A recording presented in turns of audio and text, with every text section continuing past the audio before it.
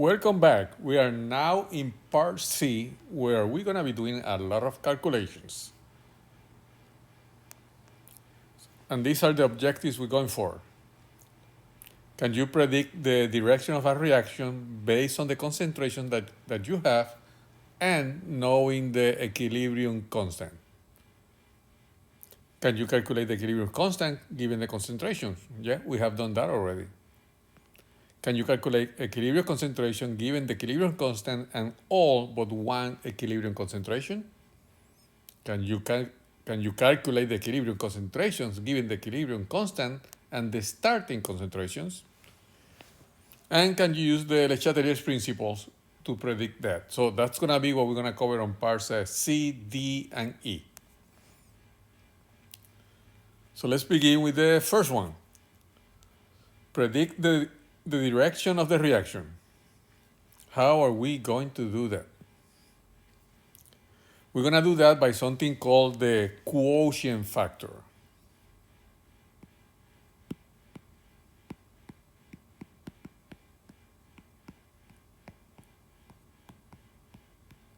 And the quotient factor is basically, it follows the same structure as the equilibrium constant, but is not with equilibrium concentrations.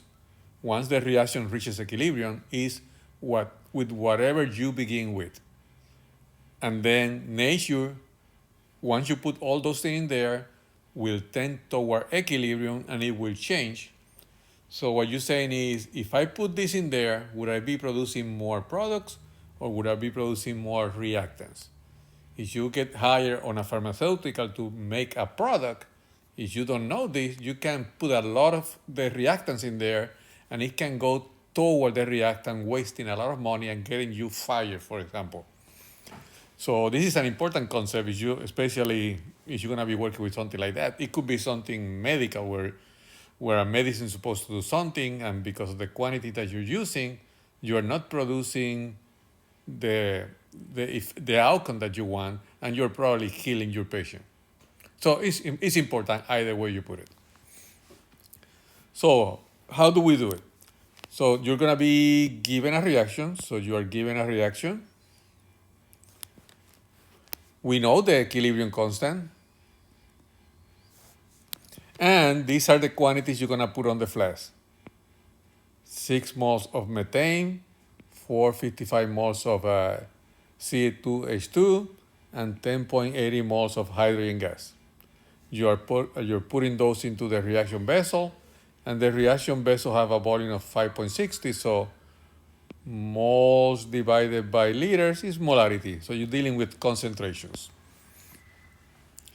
So what will be favored, the reactants or the products? So we're going to do the quotient factor, which is exactly the same thing as the same expression as the equilibrium expression, but not using equilibrium concentrations, using the ones that you're given. So for this reaction, we're going to do K equals concentration of hydrogen gas to the cubic, C2H2 to the 1, divided over the reactants, concentration of methane to the square. So that's how we do the equilibrium constant. So that's exactly how we do the Q. And that's what you see here. That's exactly how you do the Q.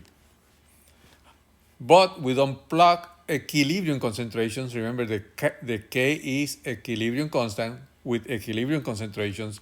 For the quotient factor, we just plug in what we were given in molarities. So 10.80 divided by 5.60 to the cubic, 4.55 divided by 560, so moles over liters. And when we do that, when we do that number, it's going to give us 5.07. And then this is what you do. You say, okay, my Q is 5.07. My K is 0.154. So it's smaller, right? And nature always wants to go toward equilibrium. The equilibrium is your K. So this will go toward equilibrium. So that means this reaction will favor the reactants, which is the left side of the reaction. So those measurements that you put on that reaction vessel, if you're trying to create this product, if this is what you're trying to make, you just got fired because those measurements are gonna be creating this instead. So you better go back to the lab and change those quantities until you get a Q that is smaller than the K. That way it will tend toward the products. So that's how we predict that.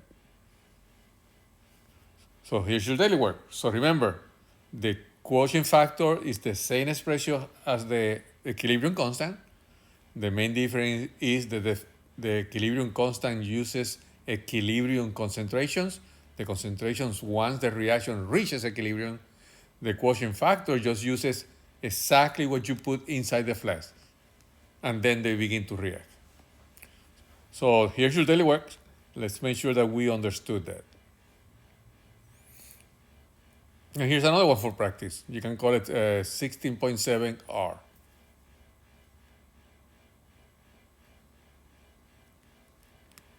And with that, I would say once you practice that, you are now able to predict the direction of a reaction given the equilibrium constant and the concentrations of the reactants and products as you put them into the reaction vessel. New objective: solve reaction equilibrium problems. So this is where we're going to be doing calculate, and calculate. First one, given concentration, you're going to calculate the constant. We have done that already. Given the equilibrium constant and all the concentrations except one, find that equilibrium concentration.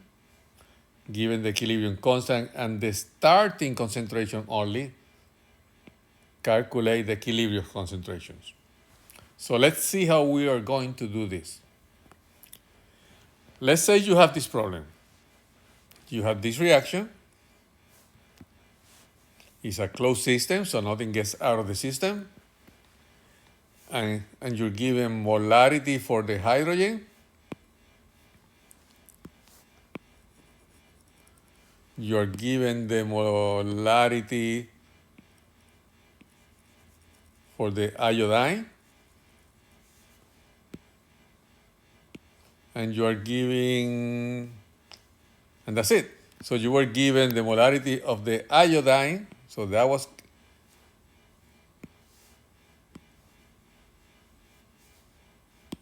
given. So that was given there. And in addition to that, you were also given the hydrogen gas. So what the problem is asking you to do is to calculate the Kc given only two of the three. Remember, to do the equilibrium constant, you need products over reactants. You need those concentrations. So there's one that you don't know. So that's the one that you're looking for. So how are we going to approach this problem? One more.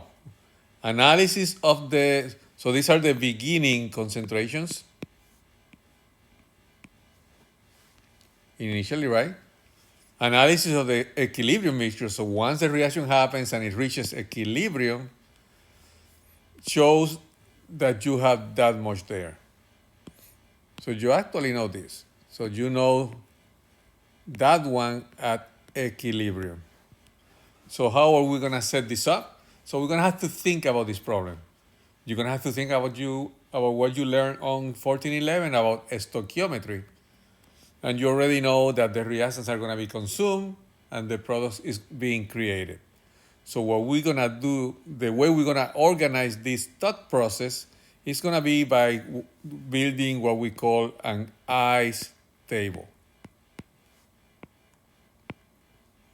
where you're going to track the concentrations that you have initially, the change that they suffer, how much is consumed, how much is created, and after all that is done, how much you have at the end once it reaches equilibrium. So what you do, you put the ice on the left side, and on the top row, you put all the species, the two reactants and the product. And then you capture the information that was given to you. So initially, that's how much hydrogen gas you have in there. Initially, that's how much iodine you have in there. And right at the beginning, you didn't, sometimes you can put reactants and product, but on this particular problem, you didn't have any of the product at all. The problem didn't mention anything related to the product, so you have nothing about the product. And what do we know? We know that the reactants are going to be consumed. So we know that this is going to go down by X. And since this is 1 to 1, this is also going down by X. And you're supposed to make 2 times that of the product. However, the problem tells you that we analyzed the mixture and we know exactly how much product was made. So the amount of product that was made was this. So that means if you began with 0 and you ended up with this, the change was 1.87 times 10 to the minus 3. You started with 0, this much was the change, so that's exactly how much was created. And remember, there's 2 of these for every one of these. So how much was consumed? How much was the change for the reactants? Well, that gotta be 1.87 times 10 to the minus 3. Well, there's 2 for every one. So divided by 2. Just to clarify where that's coming from. If you have 1.87 10 to the minus 3 molarity of HI, and you want to know the molarity of the I2 that you're going to make, I do not care about the HI because I'm trying to make iodine, and according to the balance equation, for every 2 of these, I have 1 of those.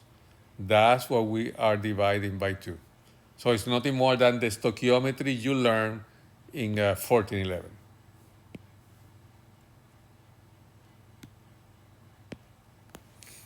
And since this is 1 to 1, that's the same thing you're going to have for this one. 1.87 times 10 to the minus 3 divided by 2. That's how much is consumed.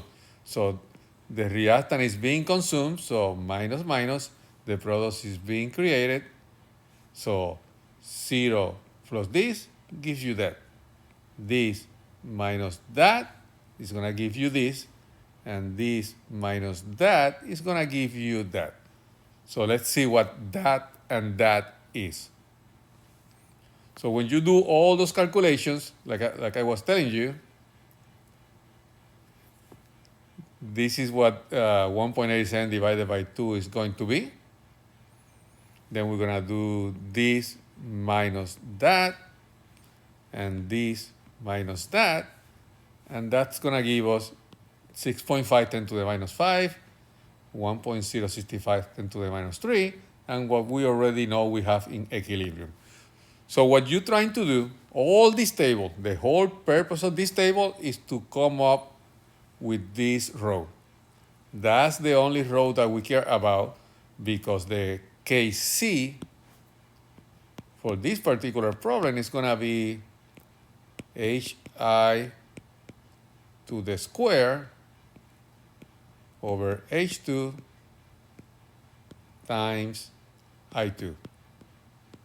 And all of these are equilibrium concentrations because this is an equilibrium constant. So once you have the concentrations at the equilibrium stage, that's what you need to plug in there. So let's plug those numbers in there. So this is what we find out, right? So the products, which is 1.87, goes on top. The reactants go at the bottom, and the reactant go at the bottom. When you do that, your Kc is 51. So this reaction favors the product because Kc is bigger than 1. So that's what you needed to do with that problem. You just needed to find the equilibrium constant given initial concentrations and only one equilibrium concentration. And what we did, once more,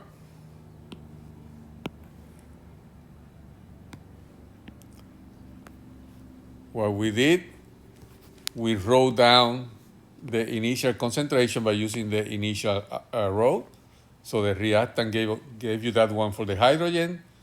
This was given by the problem for the iodine. And we know it's the beginning of the reaction, so there's no product unless the problem tells you that they're adding some products also. And then the reactants began to react, and this much was consumed. And we know that that's the amount that was consumed because the problem told us that the scientists found out that they have 1.87 times 10 to the minus 3 of the product created, and using a stoichiometry, we know that there's 2-to-1 relationship between the product and the reactant.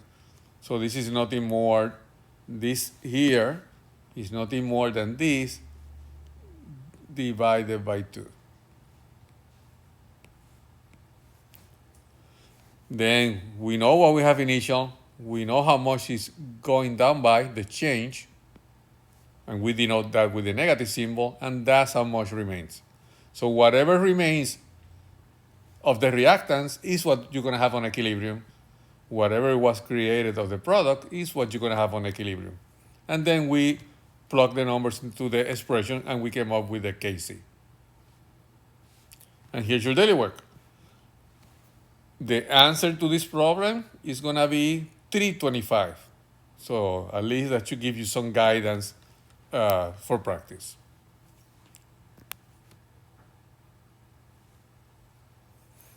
And with that, we covered the first one. Calculate an equilibrium constant from concentration measurements. And that's it for right now. So when we come back, we're going to go deeper into a little bit more complicated calculations. Until the next one, see you soon.